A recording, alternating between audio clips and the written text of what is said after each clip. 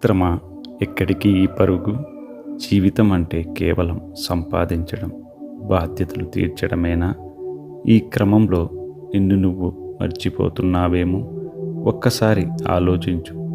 మన చుట్టూ ఉన్న ఈ ప్రపంచం నిరంతరం శబ్దం చేస్తూనే ఉంటుంది. కానీ నీ లోపల నిశ్శబ్దం ఉందా? ఈ జలపాతాన్ని చూడు.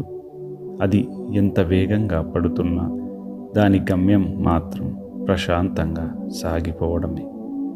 గౌతమ బుద్ధుడు ఒక మాట చెప్పాడు. మనం దేని గురించి అతిగా ఆలోచిస్తామో అదే మనల్ని బంధిస్తుంది. నీ మనస్సు ఒక ఆకాశం లాంటిది. ఆలోచనలు మేఘాల లాంటివి. అవి వస్తుంటాయి, పోతుంటాయి. కానీ నువ్వు ఆ మేఘాలను పట్టుకోవాలని చూడకు. ప్రవాహంలా సాగి కోపాన్ని, అసూయను, ఆందోళనను ఈ నీటి దారిలో కలిపి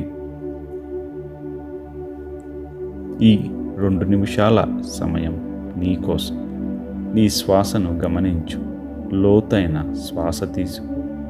నీలోని ఒత్తిడిని బయటకు వదిలే. నువ్వు ఒంటరివి కావు. నువ్వు ఈ ప్రకృతిలో ఒక భాగాన్ని. నీలో అపారమైన శాంతి ఉంది. దాన్ని గుర్తుపట్టు. ఈ క్షణమే నీకున్న అసలైన సంపద. నిన్నటి గురించి చింత వద్దు. రేపటి గురించి భయం వద్దు. ఈ క్షణం ఇప్పుడే ప్రశాంతంగా ఉండు.